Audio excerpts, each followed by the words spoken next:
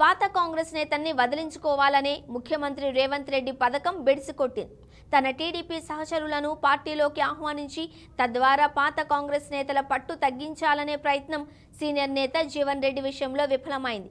ఇప్పటికే మంత్రులను కూడా మాట్లాడనివ్వడం లేదని రేవంత్ మీద తీవ్ర ఆగ్రహంగా ఉన్న కాంగ్రెస్ నేతలు ఇప్పుడు ఇలా పాత కాంగ్రెస్ నాయకులను పక్కన పెట్టాలనే ప్రయత్నంపై సీరియస్గా ఉన్నారు. ప్రస్తుతం కాంగ్రెస్ సీనియర్ నేత ఎమ్మెల్సీ జీవన్ రెడ్డి వ్యవహారం రాష్ట్రంలో హాట్ టాపిక్గా మారింది. తన రాజకీయ ప్రత్యర్థి అయిన జగిత్యాల ఎమ్మెల్యే డాక్టర్ సంజయ్ కుమార్ను కాంగ్రెస్ పార్టీలో చేర్చుకోవడంతో ఈ రగడ మొదలైంది. తనకు ఏమాత్రం సమాచారం ఇవ్వకుండా తాను ఎవరి మీదనైతే పోరాడారో వారినే పార్టీలో చేర్చుకున్నారు అని జీవన్ రెడ్డి సీరియస్ అయ్యారు. ఈ క్రమంలో ఆయన్ను బుజ్జగించేందుకు మంత్రి దుద్దిళ్ల శ్రీధర్ బాబు, ఎమ్మెల్యే అడ్లూరి లక్ష్మణ్ సోమవారం జీవన్ రెడ్డి ఇంటికి వెళ్లారు. ఆయనతో మాట్లాడినా అలక వీడలేదు. తన రాజకీయ భవిష్యత్పై జీవన్ రెడ్డి తాజాగా కీలక ప్రకటన చేశారు. తాను ఎమ్మెల్సీ పదవికి రాజీనామా చేయాలి అని నిర్ణయం తీసుకున్నట్లు వెల్లడించారు. ఎమ్మెల్సీ పదవికి రాజీనామా చేసి రాష్ట్రంలోని పల్లెల్లో తిరుగుతాను అన్నారు.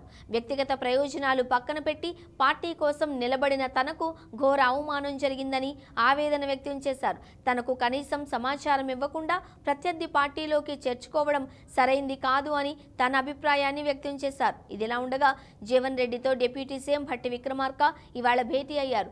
ఆయన్ను బుజ్జగించే ప్రయత్నం చేస్తున్నారు. భట్టి బుజ్జగింపులతో జీవన్ రెడ్డి మెత్తబడతారా లేదా అనేది వేచి చూడాలి మరి. అయితే ఇప్పటికే ఆయన బీజేపీలో చేరడం ఖాయమైందనే వార్తలు చక్కర్లు కొడుతున్నాయి. ఇదే జరిగితే రేవంత్కు భారీ దెబ్బే.